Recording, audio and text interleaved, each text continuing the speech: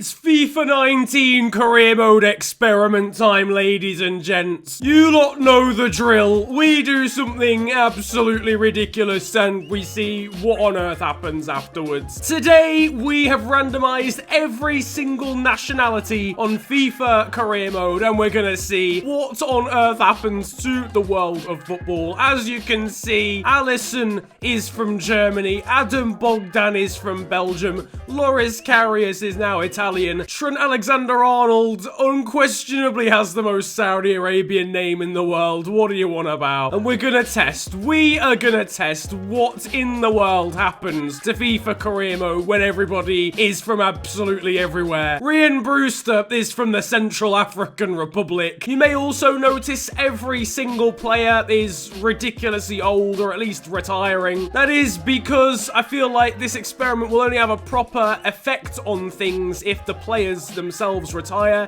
and we get the regens instead. The regens will then get chosen for the correct national teams instead of the current players who just won't. We've already established that before. So that's why everybody is a ridiculously old age. I think everyone's 67. The majority of players are retiring. If they don't, they'll definitely retire in Season 2. But I reckon about 95% of the players will be gone. Once again, gotta say a massive thank you to FIFA for making this squad file for me. You can check his link out down in the description below. Let's get him to 1,000 subscribers. You guys have been smashing his channel. You guys have absolutely obliterated it. So fair play. Keep subscribing. Keep showing the love. But for now, we'll be checking out how all the leagues do and, of course, all the international competitions as well. Which team will win the World Cup when every single nationality is randomized? Because obviously now we've got a situation where certain teams like Germany or Brazil, for example, might actually be horrendous in comparison. For now, all the nationalities are the same and all the teams are as you would expect them to be. So Belgium have got Hazard and Lukaku and De Bruyne, etc. That's because the players haven't retired yet, so they're still attributed to their national team. At the start of the game, certain players are always chosen to be in the national squad, and until they retire, they just literally won't be removed. As always, though, if you go on to enjoy the video, slap a like on it and subscribe if you are new to the channel. Just before we jump into Season 2, for those that were wondering about some of the best players in the world and where they ended up being from, Lionel Messi is now English, Cristiano Ronaldo is also English, Kylian Mbappe is from Saudi Arabia, Neymar is France to go along with where he's playing, Toni Kroos is from Croatia, whilst Luka Modric has swapped Croatia for England, Robert Lewandowski is now Austrian, Paulo Dybala is German, Leroy Sané is Spanish, and his Manchester City teammate Gabriel Jesus is now Australian. David De Gea is now Polish, and the final player we'll look at in detail is Harry Kane, who is now Italian in nationality. So the first season's done, all the players are going to be retiring very shortly. This though is how the Premier League ended. Chelsea absolutely smashing everybody, 94 points accumulated, Liverpool second and Spurs and City. But now we're about to advance and jump into the second season. This is going to take ages to sim as well, because every single player has got to retire. So this is going to take so long. We can already see the Colombian FA have announced the squad, and it's got Peter Godley McCracken in it. What? What name is that?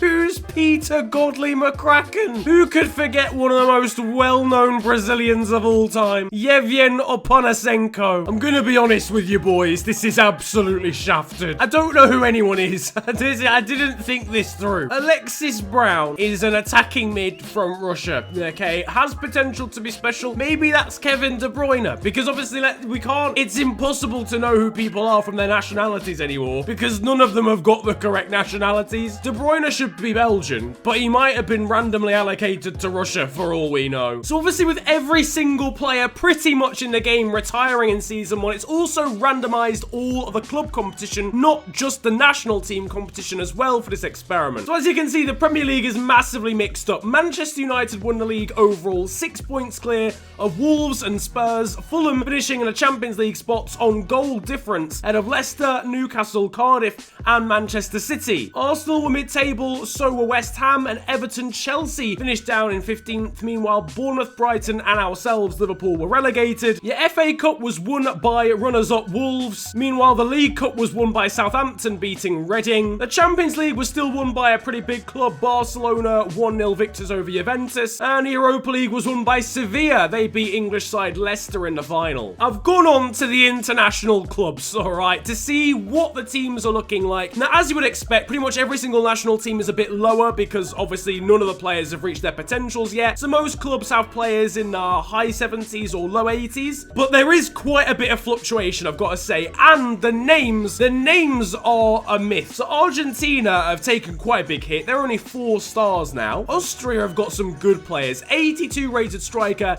an 80 rated left mid, as well as an 81 rated centre mid. But the names are a madness. Dominguez de Souza. Belgium look awful. Ivory Coast are 2.5 stars. They've managed to get a centre back called Sigurdsson. Not overly sure about that one. Czech Republic 2.5 stars. Denmark are 4 stars. They look pretty good. Really good centre back and goalkeeper. England are good. England are really, really, really good. But I don't know why they've got 2 Sevilla Lopez's at centre back. Finland are banging. I don't know what's going on over in Finland these days, but they're 3.5 stars now. They're almost as good as France, who are 4. Germany are 4.5, so on sort of par with England. Italy are 4 stars. Mexico 3.5. Netherlands 4. But there is definitely some fluctuation. There's some really good players in some really random places now. So Euro 2020 is done, and it is England that have won the trophy. It's no real surprise. Our team was disgusting. But there you go. If you want England to actually win a trophy, you've just got to randomise everyone's nationalities. No real issue there. Beat Netherlands 3-0 in the semis. Germany managed to beat Belgium. Spain went out in the group stages. So did Portugal, and so did Italy as well. The season 3 is done, but season 2 of the experiment, if that makes sense. And Manchester City have now won the Premier League. 84 points accumulated for them. Derby County finished in 2nd. I'm pretty sure they were literally just promoted, so they weren't even involved in the randomising of players after people retired. That's incredible. United 3rd, Chelsea 4th, then Wolves, Villa, Palace and Southampton. Ligue 1 was won by Marseille, had a Paris Saint-Germain and Guingamp, the likes of Monaco there in 6th, Lyon down in 10th place. Your Bundesliga was won by RB Leipzig, Köln in 2nd, and Frankfurt and Mainz, Dortmund there mid-table, Bayern only in 11th. Over in Italy, we've got Lazio top of the Italian league, so no Juventus in sight, which is unusual for experiments like this. The Eredivisie was won by PSV, PEC Zwolle finishing 2nd, then Utrecht and Ajax. And then finally in Spain, Girona are the La Liga champions over Sevilla, Atletico Madrid and Real Madrid. Barcelona again, another victim of falling into the mid-table in 14th. Season 4 and yet another different winner of the Premier League. This time Chelsea finish on top of the pile. Southampton in 2nd, City 3rd, then Palace, Derby and Wolves. Arsenal meanwhile are relegated. The Championship sees promotion for Watford and Fulham, with Brighton just behind them. Ligue 1 was won by Monaco this time. Paris Saint-Germain once again 2nd, but Marseille finished behind them now. Your Bundesliga was won by RB Leipzig again. Wolfsburg 2nd, a better showing from Bayern. They finished 3rd. Over in Italy, we've got Roma top of the pile, Napoli 2nd, then Milan and Lazio. And finally in Spain, Eibar are La Liga champions ahead of Sevilla, Girona, Las Palmas and Real Sociedad. Barca finished 13th, and Atletico Madrid were down in 15th.